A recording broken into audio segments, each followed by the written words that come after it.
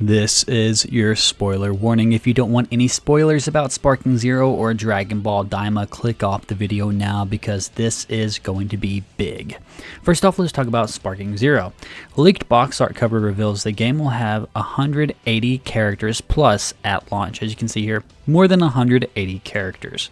Now in the leaked roster video, we got a lot of characters revealed, putting the total at 181, or 182 if you count Goku from Dragon Ball Daima, but since he's likely the pre-order bonus, it's better to think of it as a 181 character roster revealed so far.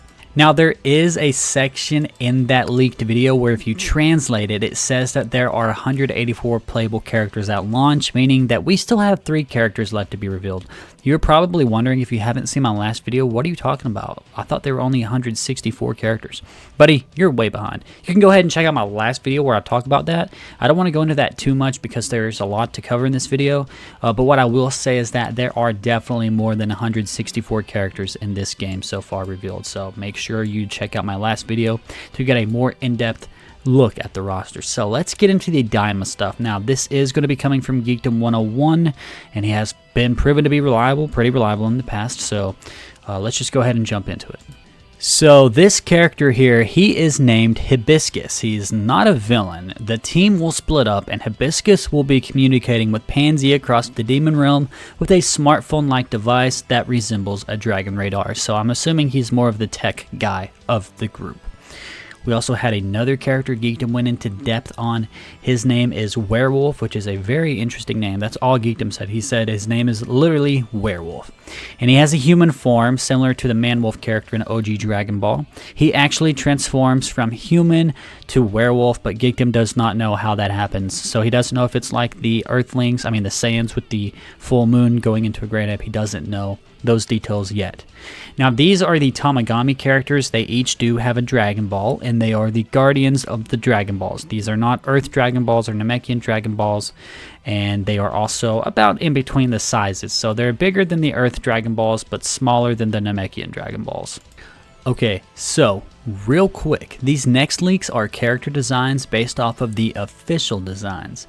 They are not the official designs themselves, just some fan art basically. Basically an artist's interpretation of the official art. So some things may be different from the final product. Just keep that in mind, and again, these are major spoilers. So if you don't want to have a look at some of the new villains in Dragon Ball Daima, click off the video right now. Boom. Here are the Majin characters that were previously talked about in a lot of the leaks. This is Majin Ku, and this is Majin Du. I think Majin Du is an interesting name. Definitely makes me think of Mountain Dew, me personally. And then this is Majin Ku. He looks very similar to how you might imagine a Cyberman would look, right? And of course, he's got the M, so they both are the Majin characters. Now, Majin does mean a demon person. It doesn't necessarily mean a person like Majin Buu. If you're like me, there were a number of years where because of Xenoverse 2 and Xenoverse, I thought a Majin was just a member of Buu's species, but that's not necessarily the case. A Majin is just a demon person, so these two characters are just basically demon people. Now, what's interesting is there are Cybermen seeds in Dragon Ball Daima. Now, this next part was more of a theory by Geekdom, but he says that Dr. Arensu experiments with these seeds, resulting in Majin Ku. I really do like his design. Again, some of these things may not be accurate 100% to actually when we see them, so don't get too attached to these designs. They could look a bit different in the final product, but roughly speaking, you're going to see a Cyberman-like character with some Majin Buu-like clothes. Now, the Grand Witch Marbo right here is experienced in black magic. Geekdom does not know much about her yet. She does kind of resemble fortune teller Baba. She looks old, she looks experienced, and again, there's the M on her blouse, robes, whatever you want to say. And it looks like she's a spirit of some sort because of the way her robe is hanging, unless she is sitting on a crystal ball or something that's hidden. Who knows? There's still a lot that Geekdom does not know about this character yet. So again, this is just the official design. Well, not the official design. This is just an artist's interpretation of the official design. And then the big one, a lot of people talked about the Namekian appearing in the trailer, myself included. we actually have some new information. So this is the Geekdom mentioned this specifically, the older Namekian. He is not like an ancient Namekian from the distant past in a flashback or anything like that. He will be in the modern story. So his name is Nebba, and he resides in the demon realm and is allied with the demon characters that we've been seeing. So like Goma. He has the ability to create Dragon Balls, and his dragon resembles a red Porunga. So think of Porunga from the Namekian Dragon Balls, and Geekdom was saying that the red color would kind of look like the red color scheme of the dragon from Dragon Ball GT. So that's interesting to note there. So yeah, this is Nebba. He's on the evil side, and he looks pretty cool. He does reside in the demon realm, so pretty cool that we're getting some more information about Namekians in the demon realm.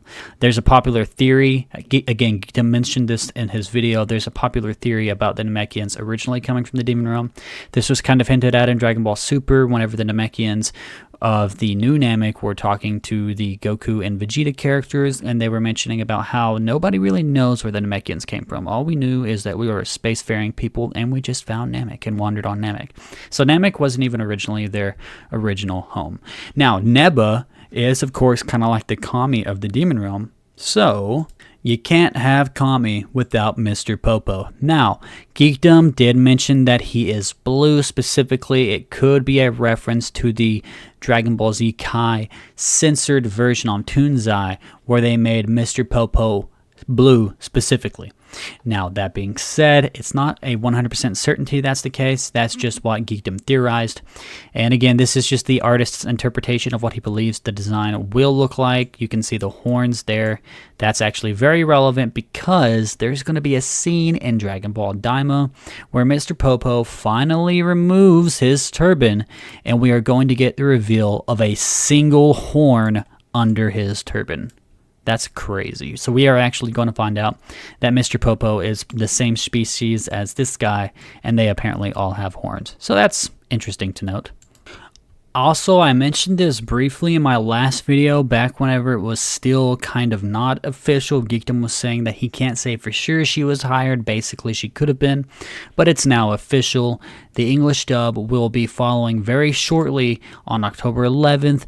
So basically, DAIMA will be on Crunchyroll October 11th, and whenever the English version is released shortly after, it will star Stephanie Nadolny. So here's a screenshot of the official reveal of Dragon Ball DAIMA on Crunchyroll.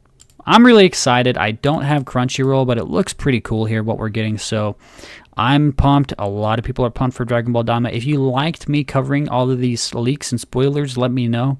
Some people are kind of complaining about the leaks. Again, I'm not going to get involved in that conversation. I'm just reporting on the leaks. I'm not producing the leaks, but I am having fun following the leaks and all the news and speculation around Dragon Ball DAIMA.